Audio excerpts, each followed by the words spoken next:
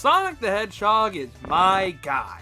I've made countless videos on the blue blur. Hell, I even did a whole month just talking about Sonic.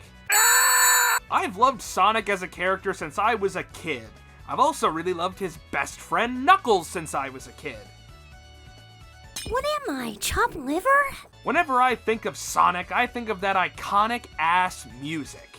Angel Island Zone, Flying Battery, Hydrocity. Even slightly more different sounding tunes like Open Your Heart from Sonic Adventure 1 all just radiate the energy of the blue hedgehog himself and ultimately define the iconic sound of Sonic.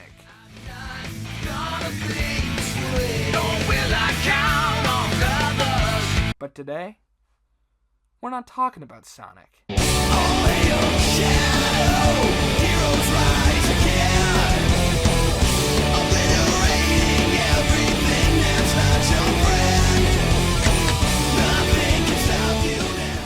Shadow the Hedgehog. He ain't your granddad's hedgehog. Because he's black. And red. He's one of the coolest characters ever made. The creation of this character almost feels like it was a competition in the Sega boardroom. You thought Sonic was cool? Well, Shadow can run just as fast, and he can go super. Oh yeah? Well, he also rides a motorcycle. Well, why would he need a motorcycle if he can run just as fast as Sonic? Machine gun, motherfucker! He's just as cool as Sonic, but in such a different way. And with this different aura comes a whole new sound. So that begs the question, what is the sound of Shadow? Well, in order to figure that one out, we have to go back to Shadow's first ever appearance.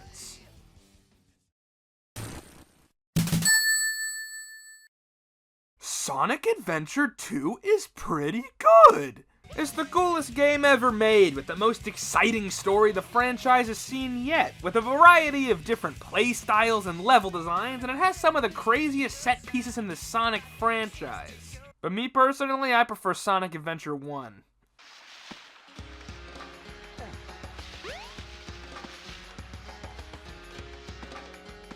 Yeah, that's better.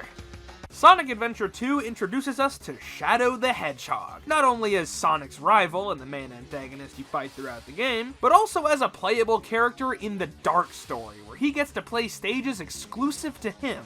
Shadow's story truly begins with Radical Highway, and man, what a bop! I see this song for Shadow in the same way I see Green Hill Zone for Sonic. Green Hill captures everything you need to know about Sonic. It's bubbly and energetic, but still quite easygoing, just like Sonic himself. It truly makes you feel like the world is your oyster, and you can do whatever you set your mind to. But Radical Highway is the exact contrast to this. This is the sound of a man on a mission. There's no room for optimism, there's a job and it has to get done. Immediately upon hearing this song, you can just tell that it's not made for Sonic. More intense percussion with heavy use of electric guitars make this one sound so striking and almost sinister. When playing this level, it just immerses me into the character of Shadow as much as humanly possible. Good shit. And Shadow's other stages are home to bangers as well. Skyrail keeps the same vibe as Radical Highway, albeit with some slightly more fun-sounding instruments. White Jungle ditches the vibe of Radical Highway and Skyrail and instead sounds more primal, especially in comparison to Sonic's Jungle stage. They even got my good buddy Brimbles the Monkey in the studio on this one.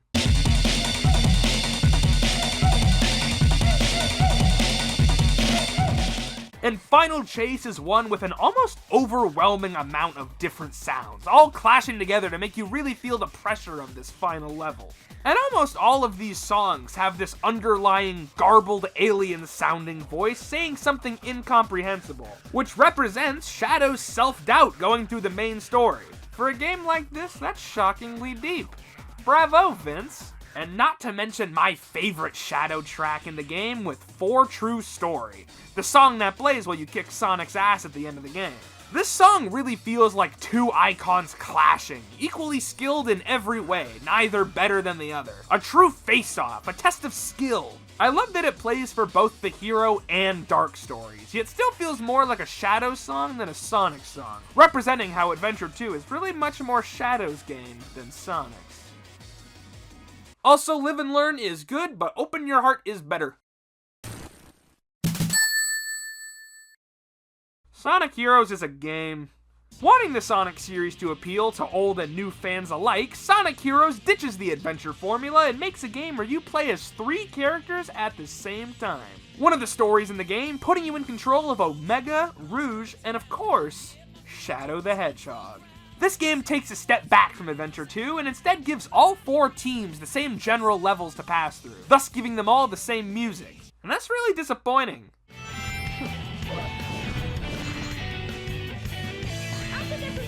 This doesn't feel like Shadow at all! Luckily though, this game does give us one iconic track for Shadow, This Machine by Julian K. And this one is a certified Jackwissy banger. This is Shadow's first true lyrical song. Some of his songs in Adventure 2, especially his boss themes, have lyrics, but they're sort of hidden and distorted by the sound mixing, and they aren't really at the forefront of the song. On the contrast, this song is straight whipping them out for Harambe. This takes the musical foundation set for Shadow in the last game and multiplies them to feel even more dark and edgy. And it works. It has more of a techno-metal aesthetic than something like Sonic's rock aesthetic, and this is something that'll carry over for Shadow in most of his appearances to this day. This song's 3 verses are structured... This song's verses are structured around each member of Team Dark, but ultimately comes together in the perfect theme song for these characters. Omega even gets a solo at the end.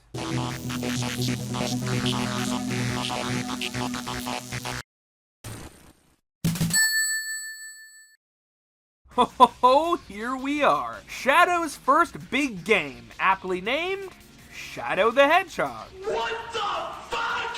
After Heroes' disappointing lack of Shadow-centric tracks, this game feels like Sonic Team atoning for a sin. This is truly the game where they go all in on Shadow's cool factor, and locks in that iconic sound that defines the character. The main level themes for this game have the same vibe that was present in Adventure 2, and considering this is a game full of them, if I went over every single song, we'd be here all fucking day. And I don't got that kind of time. Where this game's real bangers come from are its lyrical songs. And there are actually a few of them this time, including one that isn't even in the final game, Broken by Sins of a Divine Mother. And this one ditches the techno-metal vibes of previous Shadow songs in favor of a more grunge-like sound, and I think this is perfect for Shadow. Knowing it was meant to be an end credits song makes me like the song way more, as it doesn't have that fast-paced energy that most Sonic songs tend to have. This one truly captures the melancholic feel of Shadow, while still capturing that feeling of the adventure is over, and now you can rest, but not without your trauma. And this feeling shoots it to the top of my list, and honestly, I think it's just a good song, even outside of the standard of being video game music. I would put this in my fucking playlist. There's also Who I Am by Magnify, which is infinitely more intense than Broken, but still a lot more grungy than previous songs. And the heavier focus on grunge makes sense when you remember this game came out in the early 2000s. And I think that really enhances the vibe of these two songs. Shadow is such a character rooted in time. He's everything that was cool in the late 90s and early 2000s rolled into one character, which I like. He's like a look back into that era, and I think our standards for what was cool back then were a lot, well, cooler than what our standards currently are. Which is why he holds up so well. And you know what else holds up pretty well?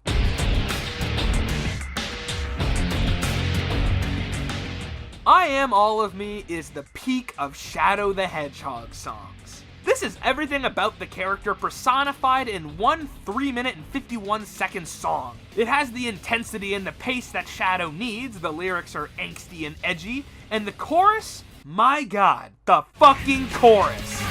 Can you see all of me? Walk into my mystery. Step inside and hold on for dear life. Do you remember? When I think of Shadow the Hedgehog, this is the song I hear in my head. It is legitimately up there with some of my favorite fictional character themes ever.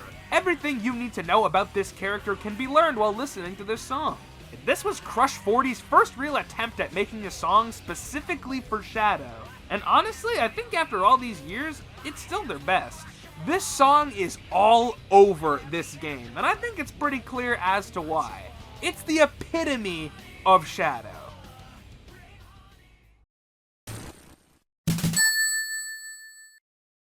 Oh boy, here we are. Sonic 06. No, I've never actually played Sonic 06. I've only played Sonic 06 Air. But this game is infamous. And not even just for one thing.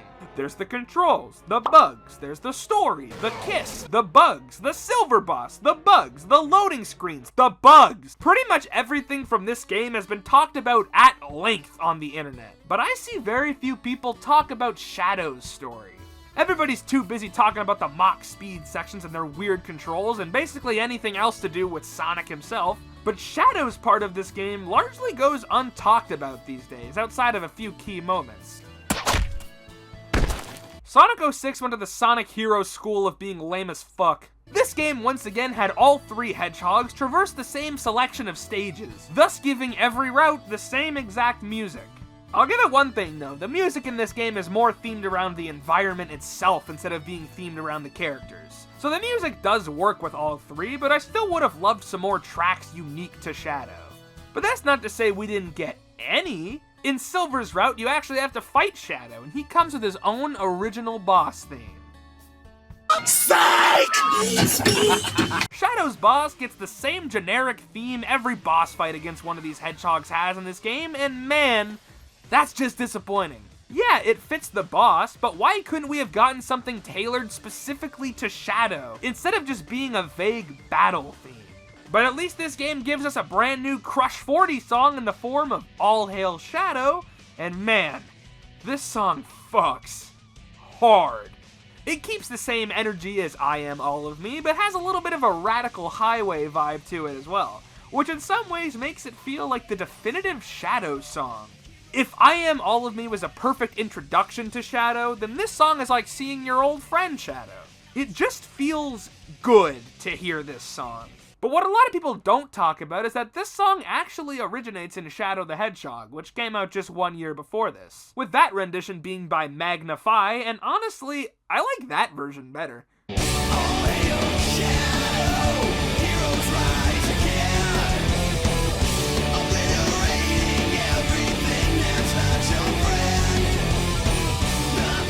It's not as iconic as the Crush 40 version, but it has a more energetic feel, which I like.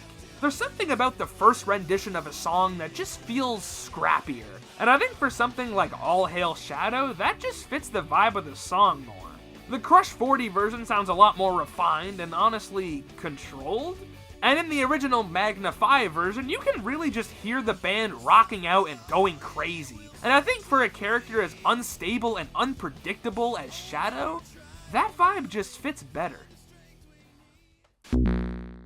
Now, Sonic 06 wasn't the last appearance of Shadow. He went on to appear in most major Sonic releases, as well as getting a brand new game to himself just last year. But I feel like 06 bookends this era really nicely. Shadow just hasn't been the same since the early 2000s. They really took his vibe. You've got this, Sonic. Hell yeah, man, that's my coworker! Not counting Shadow Generations, 06 was truly the last time Shadow had a campaign to himself, with original music made just for him. I think it's interesting to look back at the formative years of Shadow, back when his character wasn't a total lock yet. The way he evolves through his first 4 appearances, and also the way his sound evolves with him, just fascinates me. Just like his blue counterpart, he came onto the scene and immediately brought iconic tracks with him that still follow him everywhere he goes to this day. And I, Jack Wissey, personally cannot wait to see where Shadow goes next and where his iconic sound goes with it.